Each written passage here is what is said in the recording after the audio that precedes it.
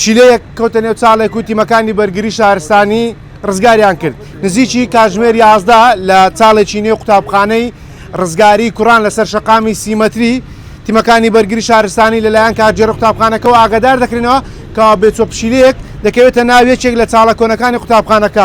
من دەمەوێت قسە لەگەڵ وتەبێژی بەرگری شارستانی بکەم. کاک شاخان ئەگەر بێت ئێرە سپاس دەکەم.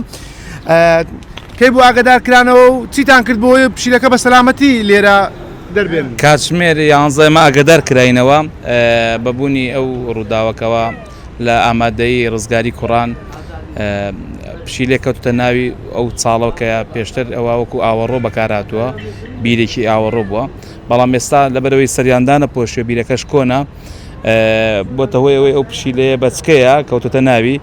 ئێمە سەرەتا هاتین گومانمانە بکە بەڕاستی تیاوێت، بەڵام تیمەکانی ڕزگارکردن ماندوونە ناسانە بەڕاستی ماوەی زیاتر لە 45 خولەک چواردەوری بیرەکەیان گەورە کرد و تیمێکمان چووە خوارە کارمەندێکمان چۆ خوارەوە و توانی بیدۆزێتەوە و بە سەلامەتی دەریکەین.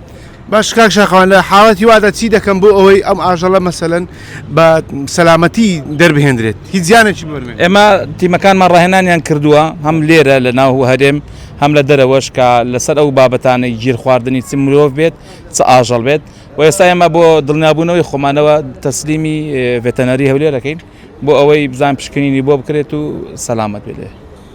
زۆر باشە کاک شاخەوان دەمێ پرسیارێکی دیکە بکەم. ئەمە چەندەمین حاڵەتە لەم ساڵە کە ئاژەڵ لە نێو با بڵێن شوێن گیر دەبێت و ئەوە حاڵەتی ترمان زۆر بووە، هەموو ئاژەڵی زۆراوە زۆر بەزەمە یەکەم حاڵەتە ئەمساڵ خۆشبەختانە توانیان بە سەرکەوتوی ڕزگاریکەن.